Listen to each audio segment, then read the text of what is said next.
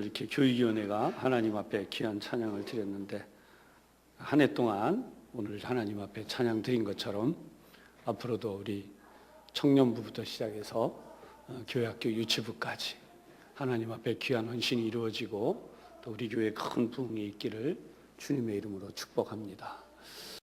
여러분 옆에 있는 분들은 오늘 한번 우리 또 축복하면서 인사하겠습니다. 오늘도 하나님 은혜가 충만하시기를 바랍니다. 네. 교재에 보면 예수님이 이제 우리 그동안 마태복음 2장에 나타난 말씀 보면 예수님이 애굽에 이렇게 피난을 가셨다 돌아올 때 갈릴리 지역으로 가서 나사렛이란 동네에 사셨다. 지난 주일에도 나눈 말씀이었고요. 그렇게 돼서 그 이유는 뭐냐? 나사렛 사람이라 칭하기 위해서 그랬다. 이렇게 예언의 성취가 된 부분이에요. 교재의 설명을 제가 쭉 해드렸습니다. 한번 지도를 자세히 보실 필요가 있는데요. 갈릴리 호수가 있으면 우리는 대부분 나사렛을 갈릴리 호수 주변에 있는 것으로 이렇게 생각하기 쉬워요. 그런데 사실 그 위치가 나와 있듯이 이 예루살렘에서부터 이렇게 갈릴리호에서 남서쪽으로 19km가 떨어져 있다. 그래서 한가운데에 나사렛이라는 동네가 보이죠. 그래서 여러분 지도를 보시고 아 그렇구나. 뭐 우리가 직접 거기를 가보지는 못하지만 여기에 이런 장소가 나사렛이구나. 그래서 위에서부터 그 유명한 가나의 혼인잔치, 그다음에 그 아래 나사렛, 그다음에 나인이라는 동네 이렇게 순서대로 저기 있습니다. 그래서 한번 보시고 이 초소망루란 뜻이라고 그래요. 나사렛이. 그래서 이렇게 돼 있는데 해발 375m 높은 고지대예요.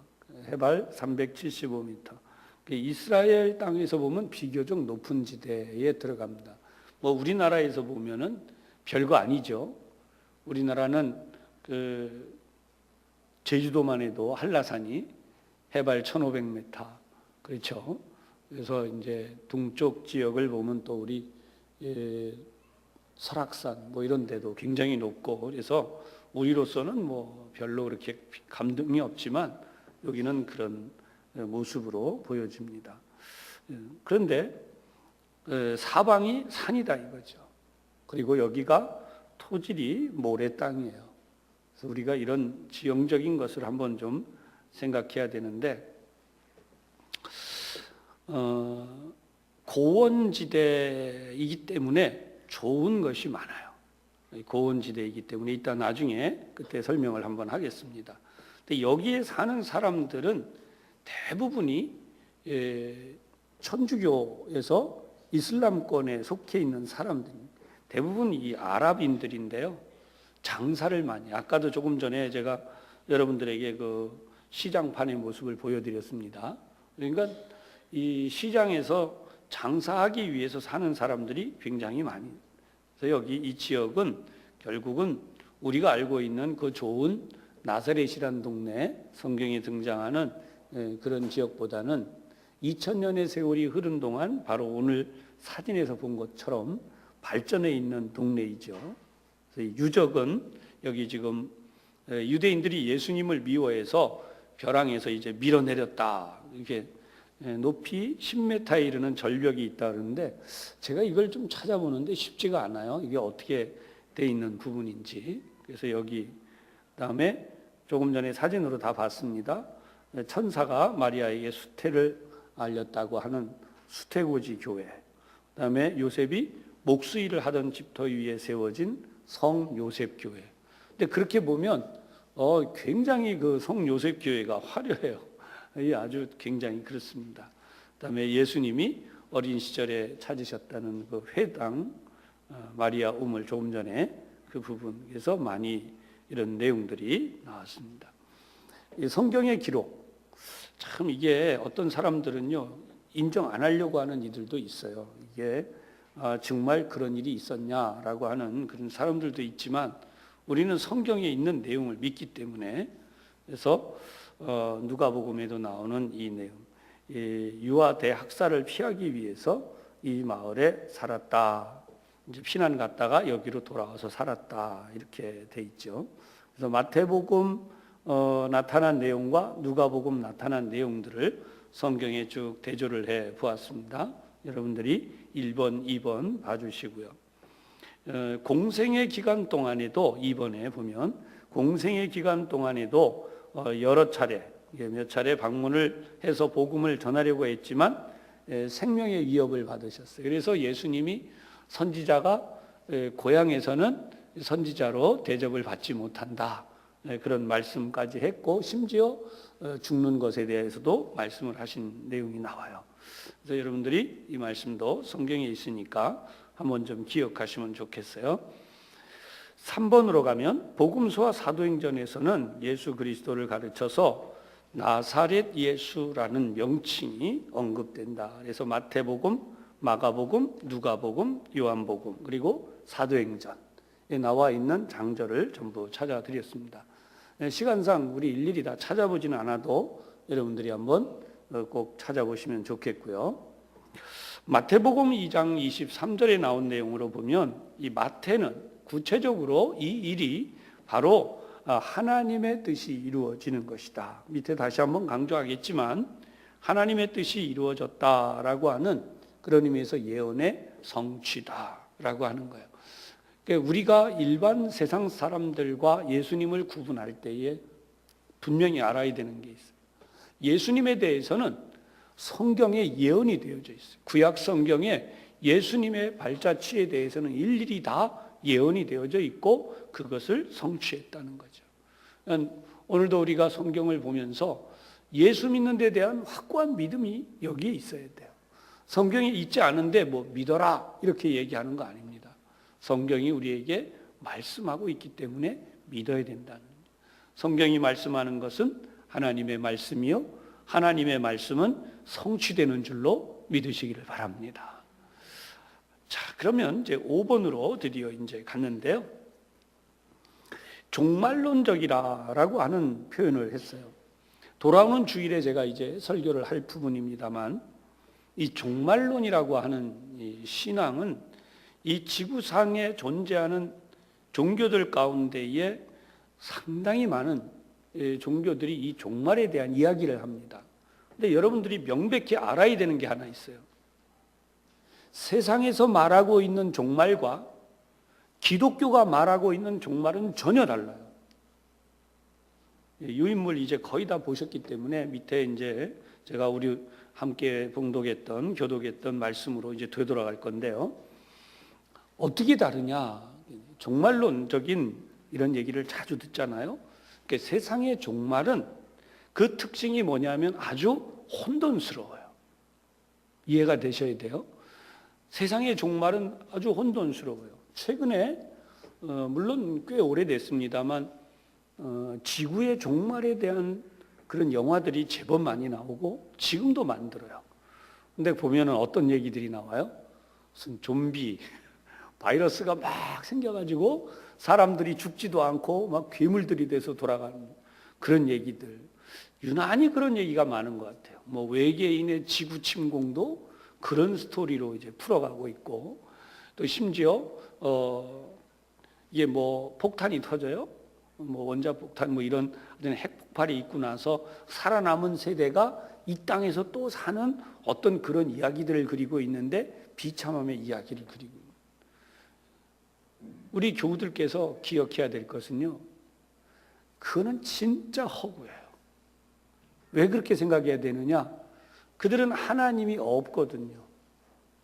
좀 제가 볼 때 기독교인들이 그런 영화를 만들면 좋겠다 싶었는데 언젠가 한번 그런 부분에 대해서 들은 적이 있어요. 기독교에서 영화를 만들면 이게 흥행이 안 된다네요. 종교 색채가 있다 그래가지고 세상에서 흥행이 안 된대요. 그럼 제가 한번 생각해 봤어요. 요즘 같은 때 만약에 옛날에 우리 여기 연세 좀 많으신 분들 어릴 때 보셨던 그 세실 데밀이라고 하는 감독이 있어요. 굉장히 오래된 감독이죠. 10개라는 영화 기억나세요? 여기 연세 많은 분들이 아마 기억나실 거예요. 좀 분들은 별로 생각이 안 날 수 있어요. 요즘 젊은 세대들은 거의 본 적이 없을 수도 있어요. 오히려 뭐 에집트의 왕자 뭐 이런 거는 봐도 그 옛날에 만들었던 10개라는 영화는 본 적이 없을 수 있어요. 물론 거기에도 100% 성경대로 만든 건 아니에요. 상업적 요소가 들어가 있습니다. 근데 성경적인 영화를 만들어 놓으면 이거는 사람들이 재미가 없다고 안 본다는 거예요. 심지어 더 재미있는 얘기를 들었어요. 최근에 나온 그 예수님에 대한 영화가 있는데요. 이게 흥행이 안 된다네요. 아니, 예수님에 대한 이야기면 성도들이 가야 될 거 아니에요. 대한민국에도 방영이 됐는데 우리 그리스도인이 전부 몇이죠? 1000만이에요. 제가 볼 때는 그 영화 1000만 돌파가 이루어져야 돼. 근데 이상하게 뭐 그런 건 1000만 돌파가 안 이루어지고 뭐 이상한 그 스토리들은 1000만 돌파가 이루어지더라고요. 뭐 괴물 영화 나오고 막 이러는 거는 그런 거 보면서 야, 이게 예수님에 대한 어떤 사모함 그런 신앙이 너무도 많이 식어졌다는. 그러니까 신앙은 결국은 혼돈스럽질 않아요. 기독교의 종말은 명확하게 정리가 돼요. 어떻게 정리가 되는가? 세상은 하나님 앞에서 심판받게 되어 있다는. 이해되셔야 돼요. 그러니까 세상의 종말과 우리의 종말이 다른 것은 세상은 그냥 혼돈스럽고 뭐 그런 고통과 어떤 핵폭발이 일어난 뒤에 또 살아남아가지고 아주 비참한 모습으로 뭐 살려고 막 애쓰고 있는 그런 식으로 그리고 있습니다. 전혀 성경이 말씀하는 종말은 그게 아니라는. 우리의 종말은 위대하게 끝나요. 그게 뭐냐? 이 땅에서의 종말은 사단과 하나님과의 전쟁이 하나님의 완전한 승리로 끝이 나게 돼 있어요. 할렐루야. 그게 바로 이 세상의 종말의 최종적인 그림이에요. 그러니까 그걸 모르고 있는 사람들은 인간이 뭐 좀비가 되는 걸로 그리질 않나, 뭐 비참하고 혼돈스럽고 살아남기 위해서 뭐 사람이 사람을 잡아먹는 뭐 이상하고 끔찍한 이야기들을 그리질 않나. 절대 아니에요. 성경이 우리에게 말씀하시는 종말은 의를 행하는 자들과 불의를 행하는 자들이 명백하게 종말로 갈수록 갈라진다는 거예요. 아멘. 어떻게 갈라질까요? 예수를 믿는 이들은 하나님의 말씀대로 살기 위해 더 많이 계속해서 하나님의 말씀 쪽으로 가는 거예요. 그런데 하나님을 믿지 않는 자들은 더욱더 하나님의 말씀으로부터 멀어지는 겁니다. 그러니까 이 세상은 정확하게 그렇게 쫙 양분되어 나가는 거예요. 우리가 이렇게 얘기하죠. 아유, 뭐 요즘은 예수 믿는 사람인지 안 믿는 사람인지 구분이 잘 안 간다고. 걱정 마세요. 조금 있으면 완전히 갈라져요. 아직까지 적당하게 예수 믿는지 안 믿는지 그러기 때문에 그런 거예요. 극적인 예를 하나 설명을 드려보면 중국과 같은 환경이 예수 믿는 사람과 안 믿는 사람이 달라지는 거예요. 북한 땅이 예수 믿는 사람과 안 믿는 사람이 확연히 달라지는 거예요. 그럼 지구상이 어떻게 갈 거냐? 성경에 있는 말씀 그대로라면 알곡과 죽정이를 구별해내기 위한 하나님의 작업이 진행 중이라는 거예요. 이 부분에 대해서는 신학적 논란이 있어요. 어떻게 이것이 이루어질 것이냐라고 할 때 하나님이 직접 나타나셔가지고 너는 알곡이다, 너는 죽정이다 그렇게 구분을 하실 것인지 아니면 지금 우리가 살아가고 있는 이 땅에서 정말 알곡으로 우리가 생각할 수 있는 사람들, 다시 말해서 교회와 그리고 성도들과 신앙생활을 이 땅에서의 가장 중요한 일로 여기고 살아가는 사람들, 그런가 하면 적당히 교회 생활, 손해보면 안 해요. 그 다음에 성도들과의 교제도 적당하게, 그리고 내가 생각하고 있는 신앙생활의 기준이 있어요. 신앙생활은 이렇게 해야 돼. 지금 이게 굉장히 많죠.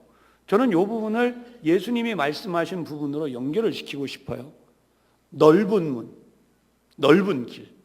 그러니까 세상 사람들과 어울리기 위해서 적당하게 타락한 모습도 보여주고, 그 다음에 적당하게 의로운 모습도 보여주고, 그래서 너가 신앙 갖고 있는데 괜찮아. 그렇게 살아가는 거죠. 이 사람들은 어떻게 보면 세상이 원하는 신앙인이에요. 세상이 원하는 교인이에요. 종교가 다른 사람하고도 아무 문제가 없어요. 당신은 당신대로 잘 믿고, 우린 우리대로 잘 믿고. 목사들도 그렇게 될 것 같아요. 저희 목사들도 만나보면, 길게 말할 것 없고요. 저희 기수에 있는 목사님들을 만나보면, 목사들도 참 많이 나뉘어요. 목사님들도, 저쪽에 종교가 다른 분들하고 아무런 거리낌이 있습니다. 그런가 하면, 저 같은 경우는 좀 거기에서 답답한 목사예요. 아무리 그쪽이 오라도 저는 아니라 그러거든요. 하나님하고 상관없는. 그 옳은 행실로는 구원을 받을 수가 없는 거예요. 그래서 제가 명확하게 그건 아니다라고 이야기를 하는데, 저를 보고 야 그렇게 답답하게 그러냐 이런 이들이 있습니다. 하지만 저는 명백히 말씀드립니다. 인간의 의는 결코 그를 구원할 수 없어요. 아멘. 이것이 세상 종말론의 굉장히 중요한 부분들이 되는 거예요. 우리가 그 사람들을 바라보면서 긍휼히 보고 불쌍히 봐야 되는 이유는 그들도 예수를 믿고 구원받아야 됩니다. 오늘 우리가 교독했던 말씀에도 그 내용이 나오는 겁니다. 따라서 세상 종말은 명백하게 예수님이 비유로 말씀하신 내용이지만 큰 그물에 담아서, 이제 원로 목사님도 이 설교를 오셨을 때 한번 한 적이 있어요. 큰 그물에 이렇게 물고기를 끌어올려서 좋은 물고기와 나쁜 물고기를 구분한다. 그러니까 알곡과 쭉정이를 구분한다. 근데 성경을 보면 자기의 타작마당을 정결하게 하시는데 키질을 하는, 곡식을 키질하듯이, 이 부분이 논란이 많지만 저는 이 부분을 그렇게 생각해요. 어쩌면 지금 이 세상이 우리를 키질할 수 있어요. 들었닥놨닥 하는 거죠. 키질해 보셨잖아요. 왜 대답들이 없어요? 여기 연세 있는 분들은 시골에서 다 키질 안 해보셨어요? 이 젊은 목사도 키질 해봤어요. 키질 쫙, 바람에 그냥 샥, 쭉정이는 쭉 날아가요. 알곡만 떨어져요. 바깥쪽으로는 쭉정이들, 알곡은 안쪽으로 들어오잖아요. 그죠? 안 해보신 분들 같아요. 그래서 이렇게 키질. 근데 하나님이 그렇게 하실 때에 알곡들은 하나님께로 점점 가까이 가요. 이것도 좀 저는 굉장히 성경적인 것 같아요. 알곡들은 죽으나 사나 주님밖에 없습니다. 점점 주님께로 가고, 그 다음에 죽정이들은 키질을 해보면 바깥쪽으로 점점 멀리 나가서 바람이 불면 확 날아가잖아요. 그죠? 그 세상 바람에 날려가는 거죠. 그러니까 앞에서 말씀드린 것처럼 이 종말론이 이렇게 명확히 다르다는 거예요. 세상의 종말은 목적도 없어요. 밑도 끝도 없어요. 그냥 그렇게 우연히 아니에요. 성경은 명백히 하나님의 구원이 완결되는, 그래서 그 종말을 향해서 세상이 가고 있다는, 시계바늘처럼 째깍거리면서 지금 가고 있다는 거예요. 그러니까 우리가 이런 것을 보고 있으면 그리스도인들은 바로 이 성경에 나타나는 말씀이 얼마나 놀라운 미래의 글인가, 과거의 글이 아니에요. 미래의 글인가를 알게 되는 거예요. 그래서 오늘도 우리 이 성경을 지금 보고 있는데요. 자, 이제 조금 성경으로 돌아가려고 해요. 나사렛은 결코 부유하거나 화려한 도시가 아니었다는 걸 먼저 생각하시고, 초라하고 볼품 없었어요. 그 당시에는. 여러분 2000년 전의 모습을 우리가 찾을 길이 없습니다. 지금은 인구 6만이 넘는 이 나사렛이라고 하는 동네가 그 당시에는요, 이 자그마한 정말 얼마 사람들이 없는 동네였다는 거예요. 그런데 여기 중요한 것이 있어요. 아까 고원지대를 이야기했습니다만, 이 약간 높은 분지에 있다 보니까 바다가 보여요. 지중해 그 바다가 이 지역에서 보이고, 다른 한쪽으로는 로마로 이어지는 왕의 대로, 왕들이 다니는 로마의 대로, 왕들이 다니는 그 길이 보입니다. 그러니까 이 예수님이 어린 시절 나사렛에서 성장하셨다고 하는 것은 바로 이렇게 바다를 보기도 하고, 그다음에 왕의 대로가 보이는 이 로마까지 이어지는 엄청난 군대들이 다니는, 또 상인들이 다니는 이런 대로, 요즘으로 말하면 하이웨이잖아요. 거기를 보시면서 예수님이 성장했다. 그래서 사실은 이 이사야 11장에 나오고 있는 내용을 보면 이 나사렛에서 이런 꿈을 꾸겠는가라고 하는 내용이 바로 여기에 있어요. 여러분, 이사야 11장에는 1절의 말씀과 10절의 말씀이 이게 좀 약간 확대되어져서 반복되듯이 나오고 있습니다. 그래서 1절에 보면 이새의 줄기에서 한 싹이 나며 그 뿌리에서 한 가지가 나서 결실할 것이요. 그러면 여러분 10절을 한번 여러분이 봉독해 보겠습니다. 시작.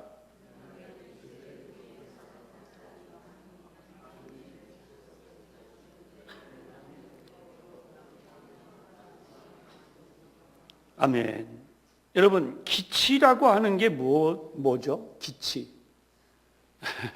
한자, 뭐, 이렇게 좀 사전을 보면 나와요. 제가 사전에서 여러분들이 설명을 드리면, 깃발을 가리키는 말이기도 하고, 그 다음에 표지를 가리키는 말이기도 해요. 어떤 크게 팻말을 요즘으로 말하면 이슈화되는 거죠. 그래서, 사전에 설명이 이렇게 나와 있어요. 어떤 목적을 위하여 내세우는 사상이나 강령을 비유적으로 일컫는 말이다. 그래서 이것이 기치라는 거예요. 그럼 다시 한번 10절을 보십시다. 그날의 이새의 뿌리에서 한 싹이 나서, 아까 1절하고 같은데요, 이번에 만민의 기치로 설 것이요 라고 그랬어요. 만민을 구원하는 하나님의 뜻으로 세움을 받을 것이요, 그 다음에 열방이 그에게로 돌아오리니 그가 거한 곳이 영화로우리라. 지금은 세계적으로 바로 이 나사렛이라고 하는 동네를 목사들이나 뭐 하여튼 성도들이나 한 번씩은 다 가보려고. 여기 가보신 분들 여러 계시죠? 예, 뭐 못 가신 분들 계시면 우리 죽기 전에 한번 가봅시다. 할렐루야. 여기 이곳에 전 세계 이목이 집중돼 있고 전 세계 사람들이 여기를 찾아오니까 예수는 안 믿어도, 아까 이 길의 좌판 여러분 보셨잖아요. 그러니까 예수는 안 믿어도 장사해 먹으려고 하는 그 사람들, 이 아랍 상인들이요, 여기에 엄청나게 모여서 장사해 먹고 살아요. 누구 때문에 장사가 되겠어요? 예수 믿는 사람들이 다 거기 가서 커피도 사 먹지요, 음식도 뭐 숙박도 하지요, 심지어 뭐 차량 이용 다 거기서 이 사람들이 먹고 사는 거예요. 근데 그 정도로 만민이 그에게 돌아오는데 지금은 어떻게 돼요? 전 세계에 뭐 천주교인은 물론이요, 우리 개신교도 전 세계의 모든 그리스도인들이 전부 여기를 찾아가요. 이 말씀이 이루어지는 거예요. 그가 거한 곳이 영화로우리라.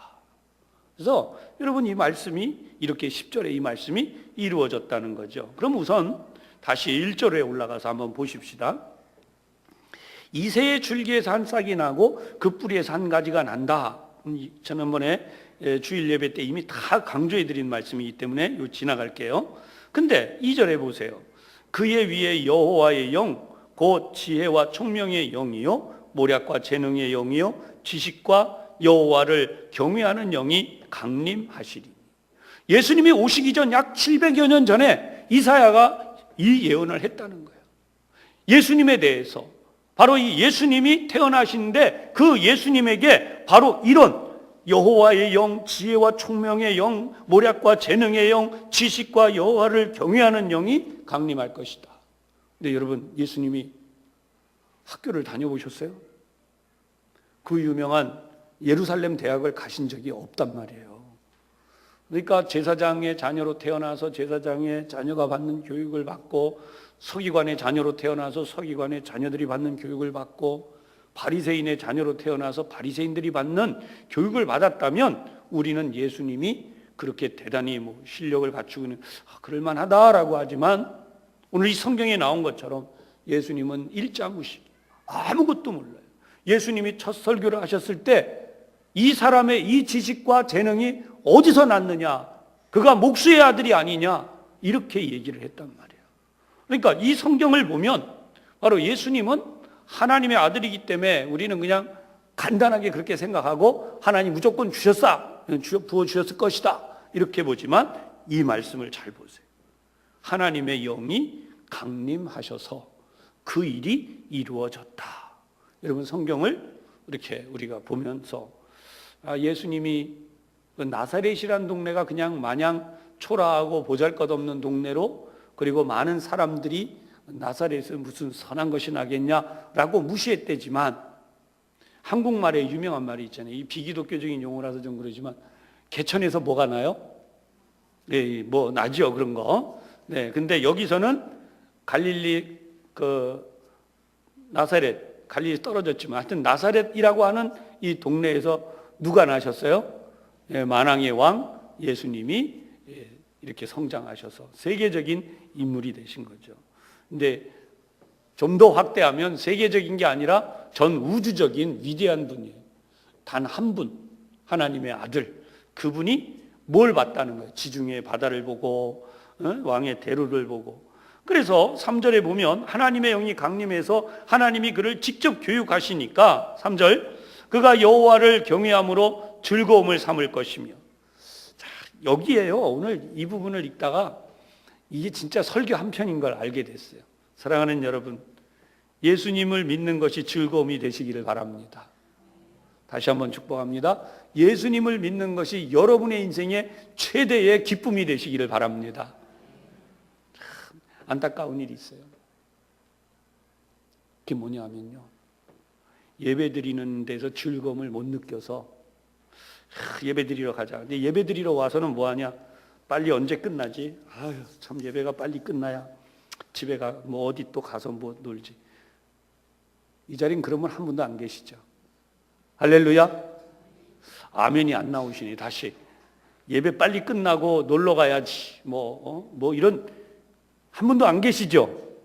예, 오늘 10시까지 예배하십시다. 할렐루야. 그러니까 이 인생이요, 예배가 즐거워야 돼. 예배가, 말씀이 예수님을 만나는 기쁨과 즐거움이 우리에게 있어야 돼요. 제가 한번 해보고 싶은 게 하나 있어요. 이게 뭐냐면 몇 시간이 가도 좋으니까 우리 교우들하고 예수님이 직접 임재하셔서 머리를 쓰다듬어 주신다든지 손을 잡아 주신다든지 그 경험을 할 때까지 기도하고 찬송하고 예배해 보는 거예요. 할렐루야. 진짜 외국엔 그런 예배가 있대요. 근데 우리나라에 젊은이들이 드리는 예배에 그런 예배가 있어요. 세상에 예배가 6시간, 7시간 드린답니다. 청년들인데. 와, 저기 우리 청년들 나왔지만 한번 그렇게 예배해 보십시오. 아멘. 아멘이라 그랬어요. 야, 우리 청년부 담당 목사님 7시간, 8시간 수련회 곧 있으니까 이제 우리 열심히 이렇게 합시다. 하나님이 너무나 좋아요. 예수님이 너무나 좋아요. 예수 믿는 감격과 기쁨이 넘쳐서 신앙생활 해야 되는데 솔직하게 우리 물어보자고요. 우리에게 그 기쁨이 있냐고요. 양심을 두드리면서 우리가 한번 물어보자고요. 저 뒤에도 우리 목사님들 앉아 있지만 양심을 두드리면서 한번 물어보자고요. 목사님들도 한 7시간, 8시간 예배하자 그러고 앉혀놓고 성경 보고 기도하고 찬송하고. 솔직히 저도 목회자 수련회 가면요 언제 이거 끝내? 솔직한 얘기예요. 이게 문제입니다. 그러니까 진짜 신앙을 우리가 찾아야 돼요. 할렐루야. 진짜 신앙을 찾아야 돼요. 그럼 왜 그렇게 되는가? 형식이 우리를 힘들게 합니다. 형식도 중요하긴 하지만 형식이 우리를 힘들게 해요. 그래서 예수님께서 기도를 가르쳐서 뭐라고 그랬냐? 너희는 이방인과 같이 중언부언하지 말라. 수백 편의 기도문이 유대인들에게 있었다 그래요. 오늘 새벽에 제가 잠깐 말씀드렸어요. 수백 편의 기도문이 있었대요. 그걸 중얼. 그 얼마나 예수님이 지겨우셨겠어요. 그래서 예수님이 너희는 이렇게 기도하라. 주기도문을 알려. 그런데 마귀 사탄이 중간에 얼마나 역사하는지 여러분 한바탕 우리 주기도문 없어질 뻔했어요. 중간에 뭐 누가 삽입을 했대나 만들어 넣었대나 막 이런 소리들 해가지고 주기도문의 가치를 떨어뜨리고 막. 주기도문. 우리가 너희는 이렇게 기도하라라는 바로 그 기도의 표준으로 우리에게 주신 이 기도를 드릴 때에 그 기도에 감격에 빠지고 그 기도에 응답이 느껴지고, 좀 영어 표현을 써서 죄송합니다만 하나님의 터치가 이루어지는 거예요. 하나님의 터치가 이루어지면 우리는 형식이 의미가 없어지는 거예요. 하나님 앞에서 이 얼마나 큰 감동이 있는가. 그것이 오늘 이하에 쭉 4절 이하에 나오죠. 공의로 가난한 자를 심판하며 정직으로 세상의 겸손한 자를 판단할 것이며, 이게 쭉 나오고 있잖아요. 그런데 이제 9절로 한번 우리 마지막에 보았지만, 내 거룩한 산 모든 곳에서 해됨도 없고 상함도 없을 것이니, 문제는 우리가 하나님의 거룩한 산에 거하는가라고 하는 겁니다. 이 땅이 하나님의 거룩한 산이 되어져 있어야 돼요.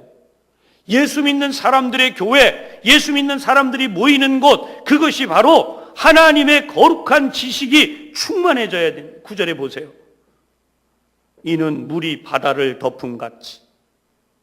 그러니까 예수님은, 이사야 선지자가 이 예언을 했을 때는 잘 모를 수 있지만 예수님은 이미 이 오랜 그 세월 후에 나사렛, 바로 여기서 예수님이 자라나시면서 그 출렁이는 바다들을 보고 물이 바다를 덮음같이 여호와를 아는 지식이 세상에 충만할 것입니다. 할렐루야. 이렇게 멋진 하나님의 말씀이 세워져 있다는 거죠. 그리고 나서 아까 영화로우리라 그랬는데 11절 이하의 말씀이, 그날에 주께서 다시 그의 손을 펴사 그의 남은 백성을 아수르와 애굽과 그 다음에 쭉 나라들 이름이 나오죠. 그러면서 어떻게 할 것이냐? 돌아오게 하실 것이라. 이사야서의 가장 큰 특징을 먼저 이해해야 이 말씀이 이해가 된다. 지난해 우리 성경 통독 설교했고 그동안 성경 강해 설교할 때 이사야서의 특징을 설명했어요.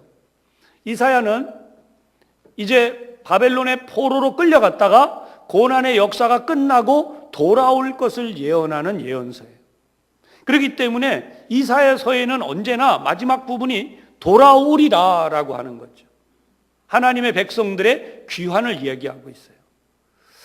엄밀히 말하면 세상의 종말은, 우리 종말론 신앙은 하나님의 나라로 우리가 되돌아가는 거예요. 할렐루야.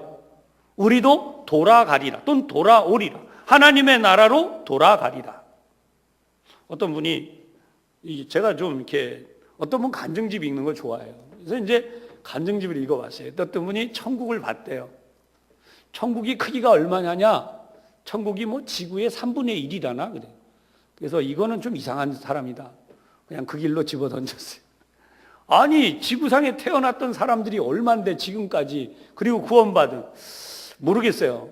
나중에 천국 가서 확인해 보면 크기가 얼마나인지 나오겠지만 저는 그렇게 생각이 안 들어요. 하나님의 창조하신 세계는 얼마나 클지 우리의 지식으로 알 수가 없을 것이다. 할렐루야.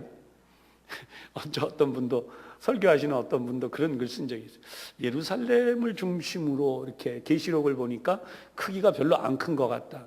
그거는 착각이에요. 그건 어디까지나 상징적인 숫자예요. 왜 상징적인 숫자가 되는지, 여러분, 성문 하나가 진주 하나라고 되어 있는데 그렇게 큰 진주 한번 생각해 보셨어요? 성문 하나가 진주 하나래요. 물론 하나님은 그렇게 할 수 있어요. 하지만 그런 크기 자체를 가지고 이야기하려고 하는 것은 뭐냐? 하나님의 나라의 영화로움과 경이로움을 보여주려는 것이지, 그것이 우리의 상식의 지식으로 숫자를 딱, 그래서 계시록의 가장 대표적인 숫자인 14만 4천. 그러면 그때도 그 이단 저한테 와서 막 뭐라 그러죠? 강조하던 분이 있어요. 그쪽에도 뭐 좀 꽤 급이 있더라고요. 그러면서 얘기를 해서, 이것이요, 당신네도 거기 모인 사람들이 14만 4천 넘잖아. 지금 20 몇만인 건 내가 아는데. 그랬더니 그 따라왔던 저희가 이모 가 이러면서 막 끌고 가려고 그래요. 여러분, 그런 어리석은 오류에 빠지는 거예요. 절대 아니에요. 그 숫자는 분명히 말씀드리지만 상징적인 숫자다. 그래서 오늘 성경을 보면 쭉 내려가면요, 어떻게 14절 15절에 나오냐면, 14절, 그들이 서쪽으로 블레셋 사람들의 어깨에 날아앉고 함께 동방 백성을 노래하며 에돔과 모압의 손을 대며 암몬 자손을 자기에게 복종시키리라. 이건 노비를 만든다는 뜻이 절대 아닙니다. 왜냐하면 위에서 어린 양이 사자와 같이 누우며, 그렇죠? 어린아이가 독사의 굴에 손을 넣으며, 이런 모든 곳에서 절대 해됨이 없다는 것이 전제되어져 있기 때문에 이것은 그런 폭력을 얘기하시는 게 아니라는 거예요. 이것은 바로 하나님의 거룩한 구원의 성취를 말씀하는데, 15절에 보면 여호와께서 애굽 해만을 말리시고, 이 해만, 애굽 바다의 혀라는 뜻을 가지고 있고요. 이것은 홍해 바다를 가르치는 말이에요. 그래서 하나님이 홍해를 말려버리신다는, 여기에 나오는 그대로 하면 그의 손을 유브라데 하수 위에 흔들어 뜨거운 바람을 일으켜서 그 하수를 쳐서 7갈래로 나누어 신을 신고 건너가게 하실 것이라. 애굽 그 정도가 아니라 유브라데마저도 그렇게 만들 것이다. 여러분 뭐 갑자기 지도 이야기가 나온 것처럼 그래서 그러는데, 이 유브라테스 유명한 강이잖아요. 티그리스 강과 함께 이 메소포타미아에 있는 아주 중요한 메소포타미아, 오늘 이라크에 위치해 있는, 그래서 신명기 11장 24절에도 이것이 그 강 또는 그 하수로 나와요. 바벨론, 그 다음에 우르, 이런 나라들이 여기에 이제 다 포함되어 있었죠. 이런 나라들이 다 없어졌잖아요. 창세기 15장 18절을 가면요, 바로 여기에 놀라운 표현이 있어요. 이 유브라데는 아브라함의 자손에게 허락하신 동쪽의 경계, 그러니까 아브라함의 후손들이 거기까지 차지할 것이다. 창세기 15장 18절에 나오는 내용이고요. 역대상 5장 9절을 보면 루벤 지파의 동편 경계가 되도록 되어져 있어요. 그리고 사무엘하 8장 3절에 가면 다윗이 그의 영토를 여기까지 확장하려고 시도했었다는 것이 나오고 있다는 거죠. 그러니까 오늘도 하나님은 어떻게 하시나, 다윗 왕은 그렇게 했었지만 하나님은 어떻게 하셨냐면요, 바벨론 왕 느부갓네살이 이스라엘 백성들을 끌고 갔어요. 포로로 가다가 수없이 죽었죠. 그죠? 엄청난 고통 속에. 근데 놀랍게도 이스라엘 백성이 거기 가서 사니까, 물론 거기에서 돌아오기도 했지만 거기 가서 사니까 어떻게 돼요? 그것도 이스라엘의 땅이 된 거예요. 할렐루야. 그러니까 여러분, 이 설교가 이제 어느 쪽에 많이 되냐면 이민 목회하시는 목사님들, 이민자들에게 이 설교를 종종 하십니다. 그러니까 여러분, 우리나라 한인 디아스포라, 세계에 흩어진 분들이요, 꿈을 가지십시오. 절대로 여러분들은 어떻게 된 것이 아니고, 여러분들은 위대한 하나님의 일꾼으로, 바로 이 바벨론의 포로로 갔던 사람들이, 바벨론을 비롯해서 그 다음에 애굽도 마찬가지, 애굽에 포로로 끌려갔던 사람들이 알렉산드리아 지역에서 세계적인 기독교 문명을 일으켰고, 지금까지도 하나님의 큰 역사를 이루고 있는 것처럼 여러분들도 그런 분들입니다. 이렇게 그분들이 한 설교인데 제가 잠깐 인용을 해봤어요. 어쨌든 하나님은 지금도 이 역사를 계속해 가고 계시다는 거예요. 성경을 보면 영적인 눈이 그래서 필요한 거예요. 우리 지금 계속해서 성경 통독하고 있잖아요. 여러분 통독 많이 하세요. 통독을 많이 하면 또 많은 내용을 알게 되고, 또 우리 큐티 나눔 매번 하기 위해서 매년 큐티를 통한 설교를 보고 있는, 성경을 보는데, 여러분 나 혼자 그냥 성경 읽어 내려가는 것도 좋지만 바로 이 하나님의 말씀을 계속해서 그렇게 우리가 보아가는 동안에 오늘 우리 가운데 이렇게 하나님의 역사가 이루어졌다는 것을 알게 됩니다. 요한계시록 9장 14절에는 바로 이 유브라테 강이 상징적으로 등장을 해서 이 세상을 심판하기 위해서 흔들 4명의 천사, 결박해 놓았던 4명의 천사를 놓아주라는 말씀이 나오게 돼요. 따라서 이 세상에는 결국은 하나님의 심판이 진행 중이다. 다시 말씀드립니다. 세상 종말은 혼란이 아니고, 뭐 어디가 어떻게 되고, 또 어느 지역에 기근이 왔고 폭설이 왔고, 이런 얘기들을 들을 때마다 우리는 그 얘기보다 중요한 게, 어제 아마 뉴스 다 보신 분은 제트기류가 깨졌기 때문에 우리 굉장히 위험하다, 이제 이런 뭐 얘기도 하고, 그다음에 우리 모스크바가 우리 땅보다, 우리나라보다 지금 영상 3도래요. 모스크바가. 이건 있을 수 없었던 일이에요, 지금까지. 그러니까 이런 얘기들을 들으면 흉흉하게 생각하는 거예요. 근데 그게 아니에요. 하나님의 심판을 향해서 가고 있는 거예요. 분명한 목적과 분명한 질서. 그래서 성경은 나의 성산에서는 해됨이 없을 것이다. 할렐루야. 그러니까 한 영혼도 구원받지 못하고 버려지지 않도록 우리가 이 땅에 있는 동안 힘써야 되죠. 우리의 사명, 예수님 잘 믿고 한 영혼이라도 더 구원하고 주님 앞에 갈 때까지 이 일을 내 인생의 최고의 기쁨으로, 최고의 행복으로.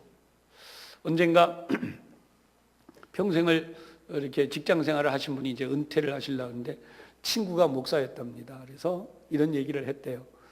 좀 이제 그만 끝내고 어디 뭐 딴 데 얻으려고 그러니까 그만 좀 끝내고 이제 나를 쫓아와서 좀 도와. 영혼을 구원하는 일에 나를 좀 쫓아와서 도와. 그 뭐 평생 돈 벌었으면 됐지. 얼마나 더 벌으려고 그래.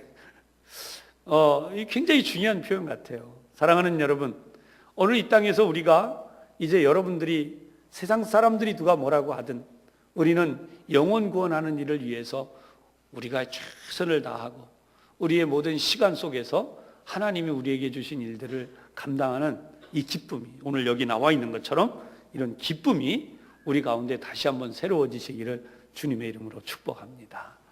기도하겠습니다. 하나님 아버지, 하나님의 백성들이 간 곳은 그들이 비록 포로로 끌려가기도 했고 내가 원치 않는 길을 가기도 했지만 그곳에서 하나님을 섬길 때에 그 땅이 바로 하나님의 땅이요, 다니엘과 같이 그 땅에서 하늘의 문이 열려서 수많은 하나님의 뜻과 역사를 그렇게 감당해 나갔던 것을 저희들이 봅니다. 오늘도 이새의 줄기에서 한 싹이 난다는 가장 비참했고 가장 어두웠던 시대, 진리가 땅에 떨어져서 제사장이 아니고 서기관들이 하나님의 말씀을 혼탁하게 만들었고 바리새인들이 하나님을 기다린 것이 아니라 오히려 자기들의 우상을 세워갔던 그 어지러웠던 시대, 주님이 오셔서 바로 이 세상에서 가장 낮은 곳, 비참하다고 하는 바로 그곳 나사렛에서 성장하셔서 결국 온 세상을 구원하신 인류의 왕 중의 왕이시며 메시아로서의 귀한 일을 해내셨던 그 사실들을 저희들이 다시 한번 더듬어 보았습니다. 지역적으로 보든지 아니면 시기적으로 시대적으로 보든지 오늘 이 시대는 종말을 향해 달려가고 있음에 분명하고 우리가 주님이 다시 오실 길을 예비할 때에 결코 저희들이 어리석어져서 대제사장, 바리새인, 서기관들이 주님을 알아보지 못하고 박해하고 결국은 십자가에 못 박았던 그 어리석은 일을 우리는 되풀이하지 않도록 저희들에게 지혜를 주시고 믿음을 더하여 주시고 하나님의 거룩하신 영 성령님으로 인도하여 주옵소서. 세상의 모든 혼탁함 속에서 우리의 믿음을 잘 지키고 세상 종말을 향해 나갈 때에 결코 흔들리지 아니하고 담대하며 주님이 오시는 그 순간까지, 아니 우리가 주님 앞에 부름받는 그 순간까지 어떤 경우에 있든지 저희들이 믿음을 잘 지켜가게 하여 주옵소서. 예수님 이름으로 기도하옵나이다.